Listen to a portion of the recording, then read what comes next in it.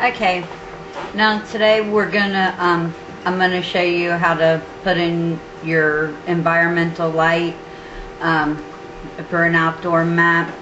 I have run this map already, so I know that my sun is over in this direction.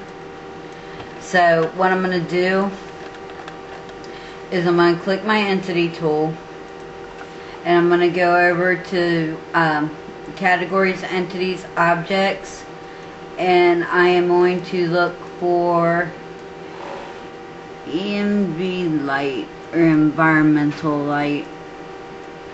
I never can remember.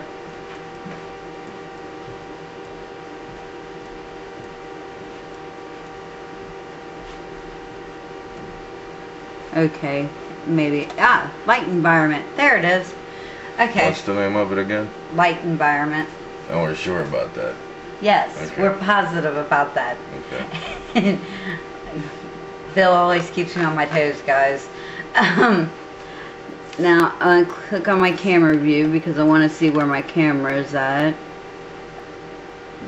Aha. So, what I'm going to do is click my little entity tool again, and I'm going to set it right there. Now it's on the ground and it's not going to stay there. I'm going to put it up in the air where it needs to be.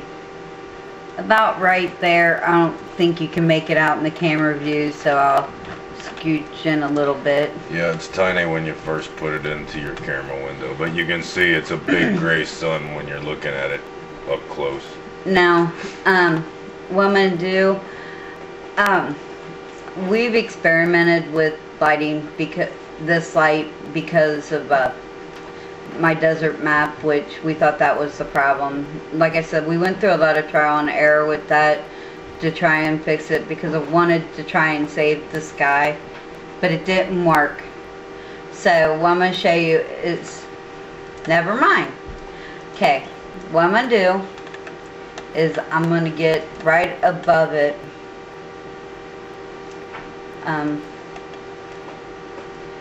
I don't know if you can see that, but right there's my sun, and I'm a little closer so they can't see it. I'm right above it. Now aim out toward your map, basically, is what Lisa's doing here, so that your map has light on it. But she knows it comes from this direction because she just got through saying that this is where her sun was at. She used this building as her landmark, and you'll have to do the exact same to find out where your sun is. You'll have to run your map first without the sun in it, which when you do that and you run it, you will not be in a pitch black map. You will still have lighting, it just won't be sunlight, and it won't give you the shadows and the effects you want. So what I'm going to do now is I'm going to click on my selection tool, and I don't know if you can make it out, but in this box in the top view it's highlighted. So I'm going to right click it, go down to properties, and I am going to click on pitch yaw roll, and click and as you, I don't know if you can tell, it says 000 here. Yeah, they're not going to be able to make it out, but they'll know when they see I'm going to hit point at, and then like Bill had on the canister that he showed you, the exploding canister, same I've got a little crosshair right there. So what I'm going to do is I'm going to point it out there towards the middle of my map, kind of down to the ground, and I'm going to click it, and it gives me the pitch, and when I run it we'll have shadows and all kinds of neat little things in here. This brightness, ambient brightness, HDR, and ambient HDR, it's all set at default. At white. At white, right there it is. If you want to experiment and kind of give your sun a sunset look or anything like that, you can try yellows or oranges, maybe gray for an evening color, or if you have a cloudy sky, maybe a gray where the sun's been blocked out. I've done that a lot on my maps. Haven't used oranges or yellows, but I've used a lot of grays. And also, something else too, close this out. real quick, sweetheart, if you would, please. Let me hit apply for that. Okay. Now go to the camera window. You can also double click using your selection tool on it, and the same properties window will pop up. So you really don't have to right click it. But, you know, however you want to do it. Lisa has her way. I have my way of doing things. You'll have your way of doing things. Anybody who watches these videos will all do things different. Whatever works best for us.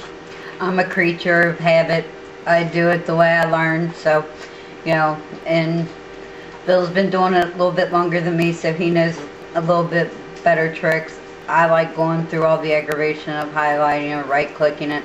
That way I know exactly what I'm doing, because I'm always afraid if I double-click in this camera view, I'll hit something else and screw it up. So I just take the side of caution.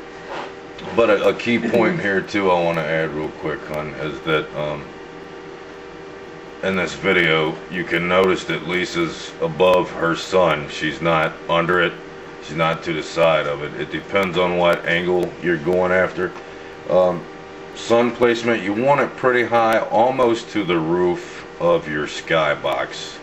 But you do want to be able to come in from the top view. As you can see, she's kind of diagonal at the top view, and then you want to aim it out toward the middle of your map like she did with her crosshairs once you click on that point at that she was clicked on there. And basically, I mean, that's outdoor lighting in a nutshell, except we have had some big, huge maps where we've had to put 2 or 3 suns right across the entire map diagonally, one here and then come out further in the map and one here and all the way to the next corner, because we had maps that were so big. And like she said, you'll have to experiment and play around with it. D-Day, your D-Day that we could never get on the server is a perfect example of maps that we've had to add multiple suns to, just because of water and the height of the rock mountain and all kinds of different things. Right. Yeah, heights of buildings and all that you have to take into effect, because you will have a lot of dark areas, especially when building town maps. Me and Lisa have done a couple joint ventures that failed miserably because town maps, the sun was just a little bit too low, and we had other issues with them as well, so we had to scrap them. But outdoor lighting is very important on any map.